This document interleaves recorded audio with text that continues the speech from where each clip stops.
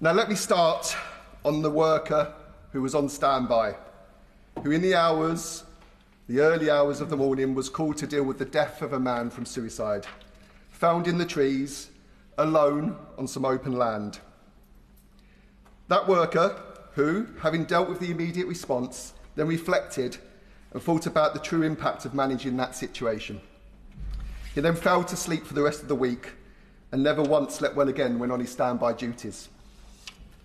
To the family of John, a massive West Ham fan who loved Motorhead, the genius of Pink Floyd, whose mum found him that day and experienced that thing that no parent should ever have to endure. Their baby, who they once cradled, leaving this world before them. Now that worker on standby, that cousin of John, that's me. We got that call about John as we prepared to go to another family member's funeral. That chilling call that no one ever wants to receive. John had decided he could no longer go on living with his demons and felt that the only way to gain peace was to end life himself. Right now, as we speak today, there are many other Johns out there making that similar choice. Like our John, they will be someone's son, someone's dad, someone's brother, someone's uncle, someone's cousin, friend, colleague. And we vowed as a family from that day on that the best thing that we could do in John's memory was to ensure that we helped show people a different path, so that dreaded call could never happen again to anyone else. So whether that be raising funds through marathons or maximising our use on social media to highlight support, or for me, securing this debate today, we're all doing everything that we can for John. While none of this can bring John back to his gorgeous sister, who's watching today in Australia, Jackie, or my auntie and uncle, there will be some comfort that his personal fight might prevent others' pain in the future. So today I use my privilege, Madam Deputy Speaker, in being elected to this place, to use my voice to try and make a difference. I've shared my story because I want everyone to remember how common these situations unfortunately are, how so many of us tragically will get that heartbreaking call about a family member, a friend or colleague at some stage in our lives. I'm also sharing this today because just by raising this subject in this place, we give suicide prevention a national platform where we can strive to share best practice and find new ways to take action to make a difference and save lives. Compared to other leading causes of death, suicide remains poorly understood. Stigma still clings to it, stigma that stops people reaching out, and stigma that isolates families left behind. And breaking that stigma requires us to talk openly and honestly in places like this chamber. Now, there are not many subjects, I'm sure you'll agree, Madam Deputy Speaker, where simply having a debate has the potential to save lives. But today we have that opportunity, and my hope is that colleagues will use it, the chance to shift perceptions, to push back stigma, and perhaps to be heard by someone who needs it. Every year, on the 10th of September, we mark World Suicide Prevention Day. It's a chance to remember those that we have lost, to stand with those who are struggling, and to commit to doing all we can to reduce the number of lives lost.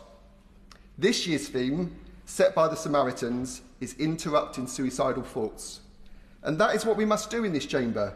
Interrupt the silence, interrupt the stigma, and push for change. Yeah. The statistics on this are stark. In 2023, 7,055 people across the UK lost their lives to suicide. It remains the leading cause of death for men under 50 and for men and women aged 20 to 34. And suicide amongst teenage girls and young women has nearly doubled in recent years. In Doncaster, where I live, suicide rates are above the national average, with 121 lives lost between 2021 and 2023. And in the same period in North Lincolnshire, where I have the Isle of Axholme, 41 lives were lost. Now, every life lost is a tragedy, but what those numbers don't show is the ripple effect. Every statistic represents a family, a network of friends, colleagues and acquaintances, all affected. Suicide may often happen alone, but it never happens in isolation. But suicide is not inevitable, it is preventable. And before I speak about some of the asks that I have of the Minister and the Government today, let me just touch on the importance of mental health and building resilience in early life.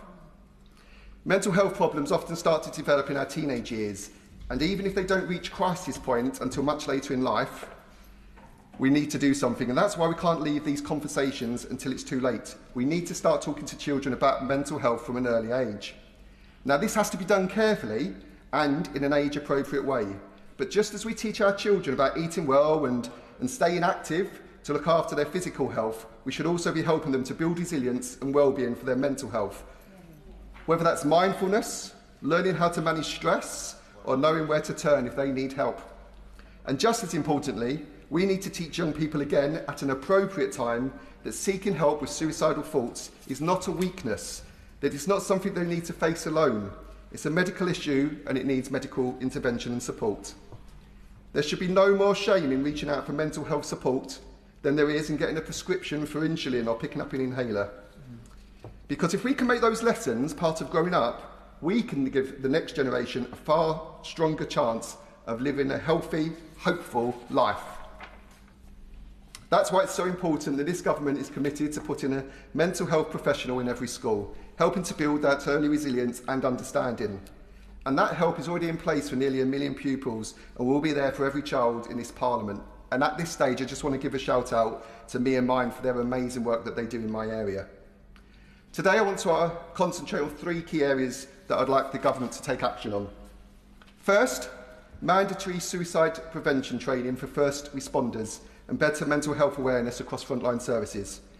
Our police, fire and ambulance services are amazing, but their crews are often the first to respond when someone is in suicidal crisis.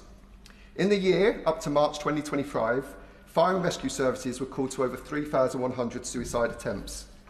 East Midlands Ambulance Service alone responded to more than 20,000 incidents in 2024, the North East Ambulance Service to over 21,000 incidents, 3 times the number of just 4 years before.